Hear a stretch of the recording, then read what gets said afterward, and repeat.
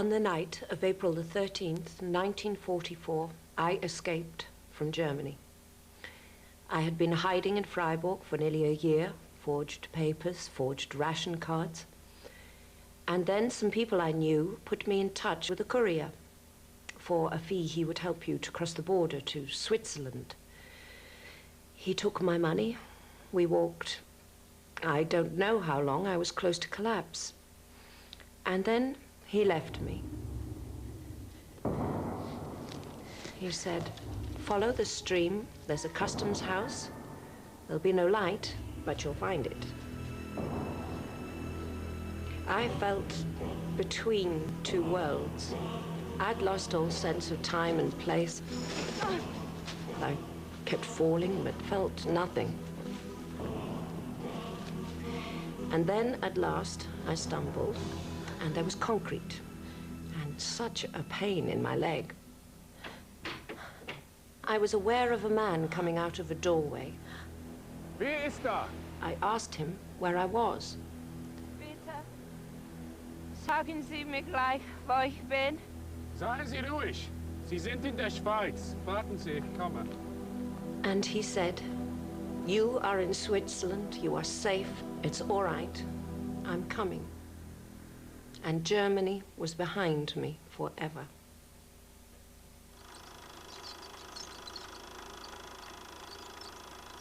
This is the story of the Nazi persecution of the Jewish people, as told through the autobiography of one woman, Elspeth Rosenfeld.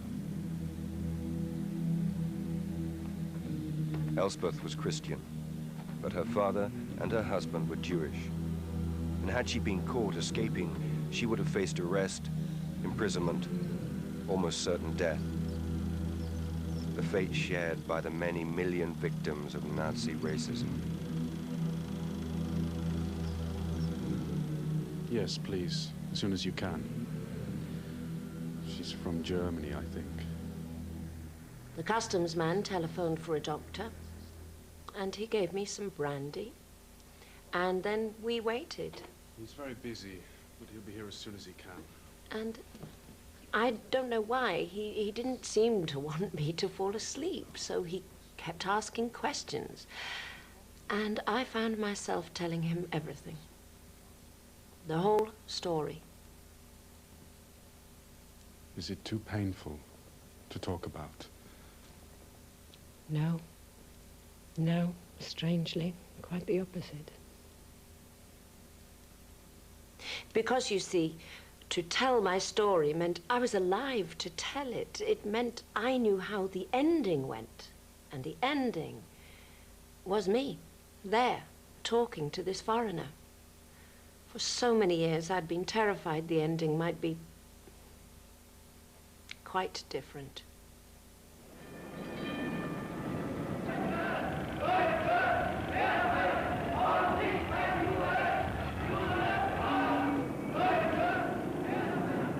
Elspeth's story begins in 1933. The Nazis had swept to power. Their stormtroopers were now protected by the government, and one of their favorite excesses, the persecution of Germany's Jews, was now government policy.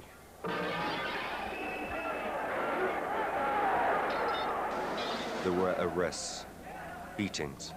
Stormtroopers urged people not to shop in Jewish stores.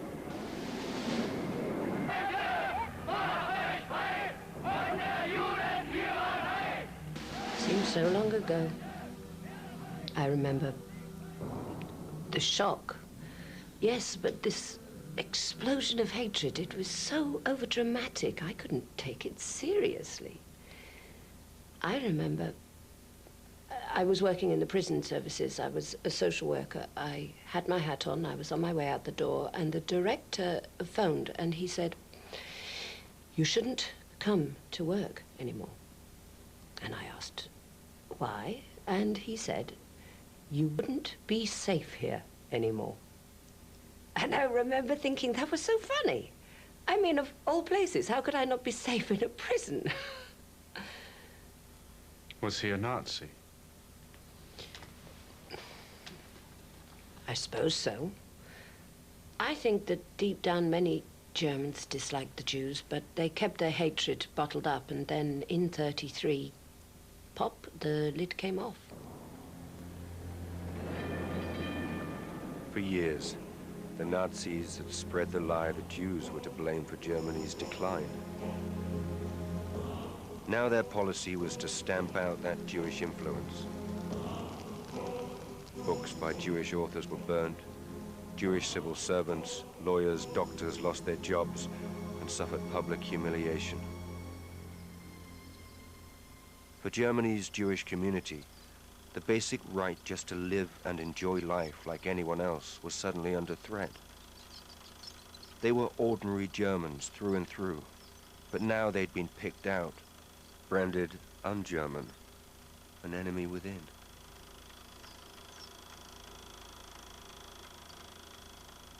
Why? Deep down, it was jealousy. The Jewish community was successful. Many German doctors, lawyers, bankers were Jewish. The Nazis twisted this success. In their propaganda, they said it was based on selfishness, that the Jews had got rich at Germany's expense. It was all lies, but the propaganda was powerful, and it fed old hatreds, born long before the Nazis came to power. When my mother married a Jew, her family would have no more to do with her. They turned her away. Their own daughter. What had a Jew done to them? I don't know.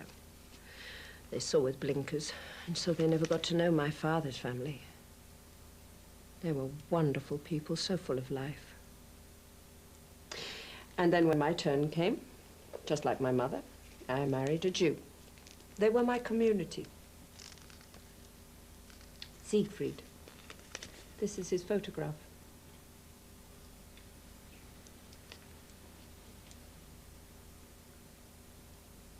Is he...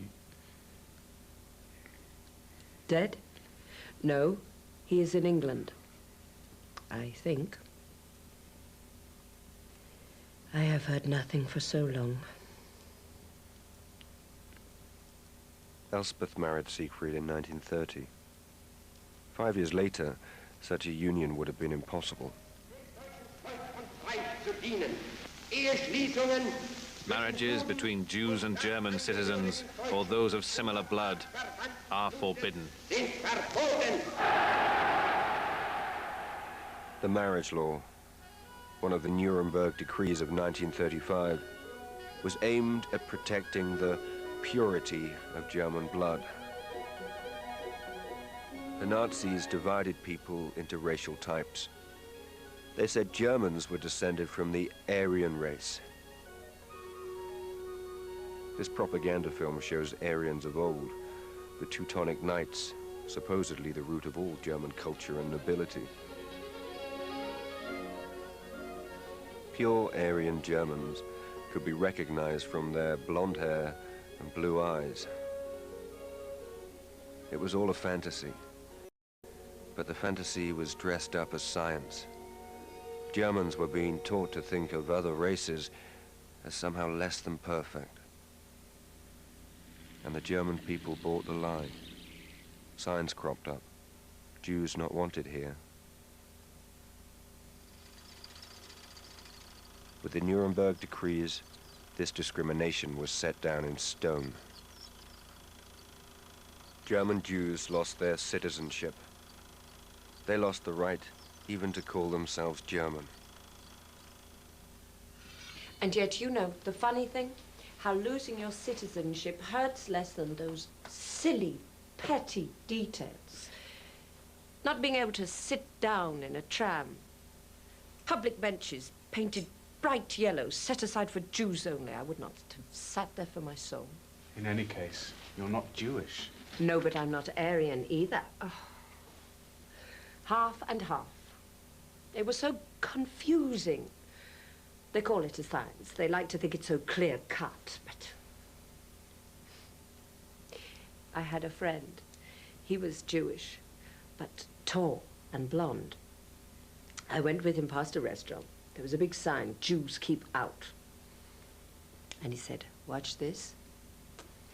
And he strolled in, and he flirted with the waitress. And when she brought his food, he said, "Oh, sorry, I didn't see the sign." And he just left, leaving her shaking in anger. After Kristallnacht, they took him away. The Nazis never liked to be mocked. Kristallnacht, the night of broken glass, was on November 9th, 1938. It was a pogrom, an organized attack on German Jews. Across Germany, 100 synagogues were burned down. 300 Jews were killed. 30,000 were rounded up, mostly men, to spend a week in holding camps. A taste of worse to come.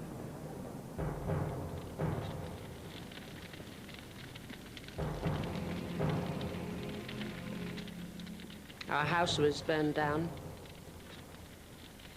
I remember walking through the streets, glass under our feet, not knowing where we'd sleep.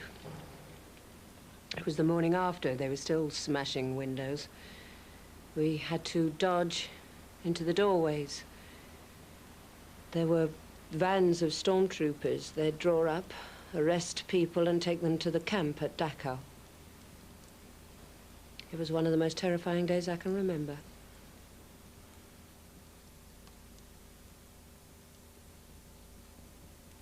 Where did you sleep? There was a grocer that we knew at first. She said, "There is no room, but come in, wait for my husband." And then her husband didn't return, and neither did her son, and so there was room. I think that one of the most terrifying things about Kristallnacht was knowing suddenly there was no more hope. For so long we said, it'll be all right. But now it was like a war had been declared.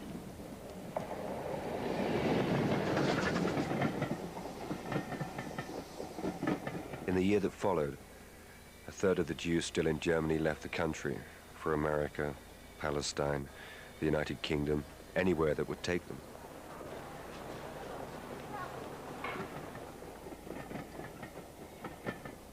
The Nazis made it as difficult to leave as it was to stay.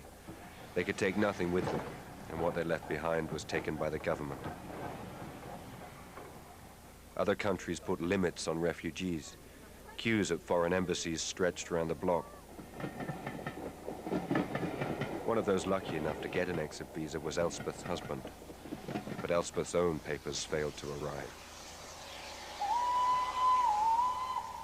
We had promised that we would never be apart, and we hadn't in all our marriage, not for more than 1 or 2 days. And my husband said, "I won't go without you." Is that too tight? No. No. But he wasn't strong. He wasn't coping well with humiliations. And so I begged. Go. If I'd known then how long we were to part, I'm not sure that I would have had the strength.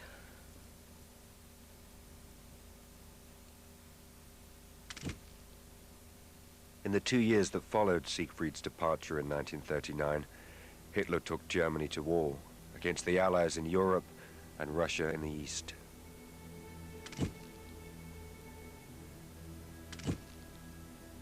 For all Germans, the war meant tightening their belts, but for Germany's Jews, the suffering was hardest.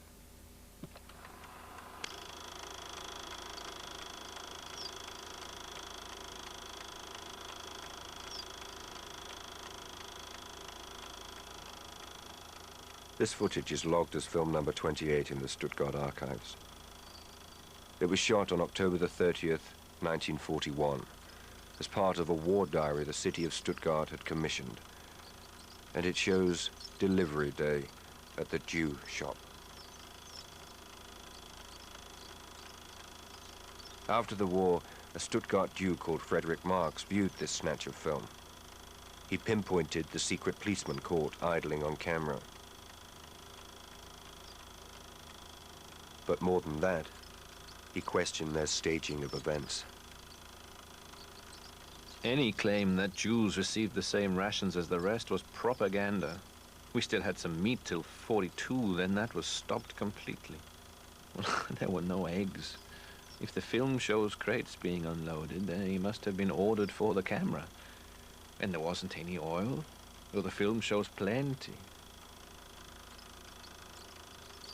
Lying is such hard work. Since 1939, new laws had increasingly hemmed in the Jews. Shops like these were now the only places where the Jewish community could buy food.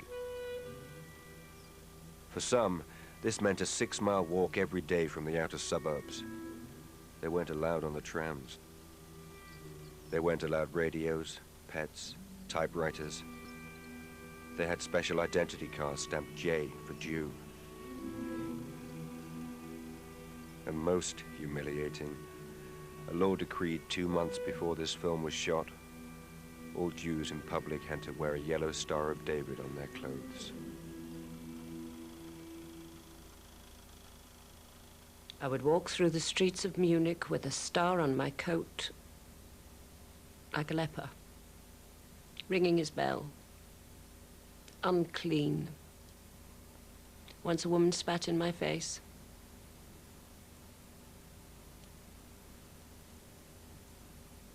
You have to look straight through people like that without seeing them. Or how could you bear it? During these months, Elspeth Rosenfeld was in a ghetto in Munich. Ghettos were special areas where Jews were kept apart from Aryan Germans. Elspeth's was crowded, but comfortable enough. A converted convent, 6 women to a room. In the east, in the countries Germany had invaded, Jews had also been gathered in ghettos. Here the conditions were terrible.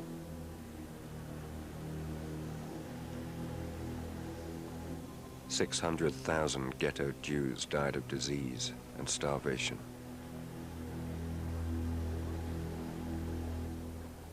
By conquering the East, the Nazis had vastly increased the number of people from so-called inferior races under their control, all to be made to suffer by the German master race. The Gypsies of Hungary and Romania, the Slavs,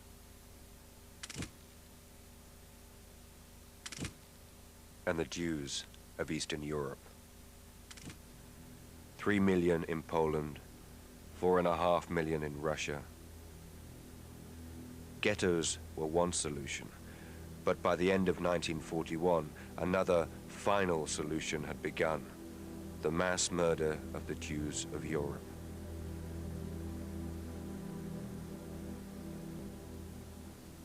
Thousands of German Jews from Stettin were taken to Lublin in Poland. We used to send food parcels, and in return we got letters. And then the letters stopped and the rumors started. And then, in the spring of '42, it was our turn. We were taken to a barrack at the railway, and then 2 nights waiting, and then from the barracks to a railway embankment. There were Nazis there, I think. They had gathered as if to see some sort of show, Jews wailing and begging to stay, but we had a dignity which made my heart overflow with respect. And then a whistle. And then a voice calling my name. Rosenfeld! U.S. Rosenfeld! To the Gestapo at once! And they told me, you don't go, you stay. And I didn't know what to say. I wanted to go with my friends, whatever they were to face. But the Nazis wanted me in the ghetto helping. It was unbearable. So I went back to my friends and they said, what did they want? And I think when they saw the tears streaming down my face, something broke in them too. All the sorrow they'd held back, and the anger. They hugged me and murmured blessings. Some swore. But then, again, a whistle.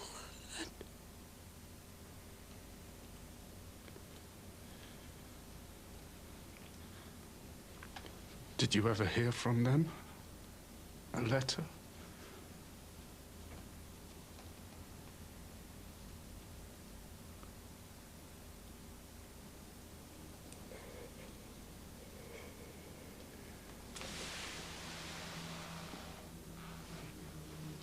None of the Jews taken from Munich in Easter 1942 survived. Some were shot, others were killed by poison gas. Elspeth would have died too.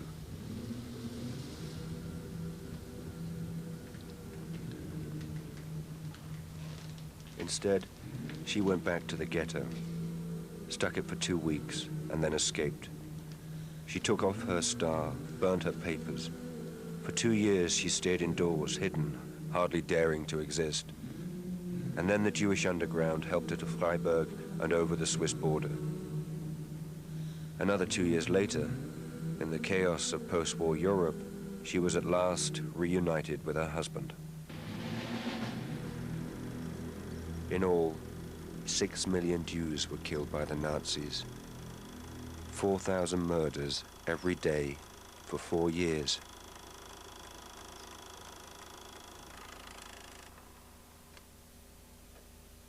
Fear is the worst thing we have. And you fight fear not with hate, but with love. Nothing good can come of hatred and bitterness, even hatred of the Nazis. But with so many people, I could never make them see it like that.